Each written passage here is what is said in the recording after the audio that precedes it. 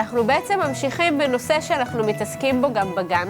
מה אנחנו עושים עכשיו בגן? הרעיון של החוג הוא להביא את המחזור לגני ילדים, ואני משתדלת להעביר את זה בצורה יותר יצירתית ויותר מעניינת, כשבעצם בכל תקופה אנחנו מתעסקים בחומר אחר. אנחנו לומדים על איך ממחזרים אותו, כמה זמן לוקח לו להתקלות, לאיזה פח לזרוק, ומאוד חשוב מבחינתי איך להפחית את השימוש בו.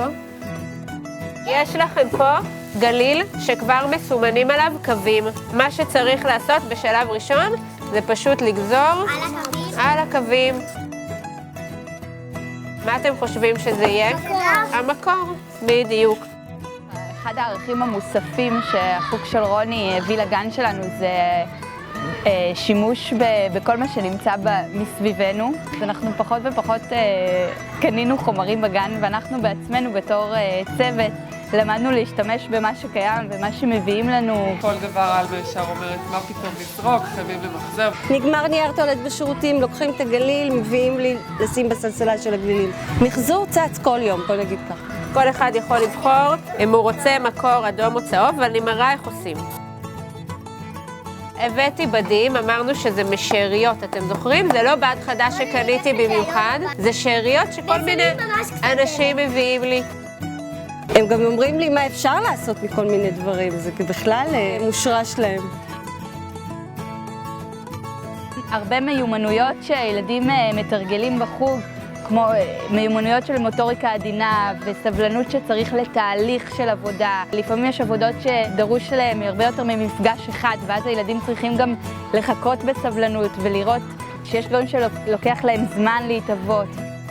סובבת תמר? השחלת וסובבת? יופי, מעולה. חיפו לרגליים.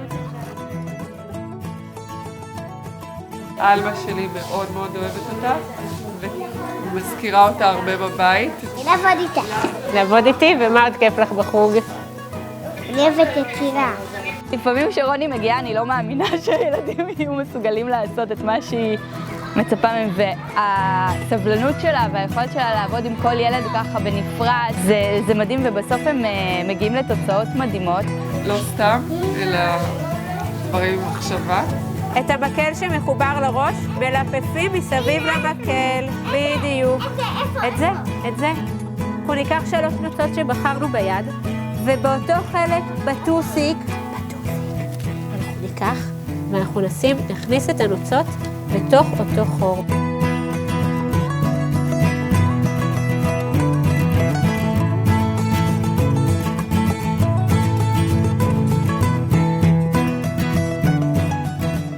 רוני מחזרוני.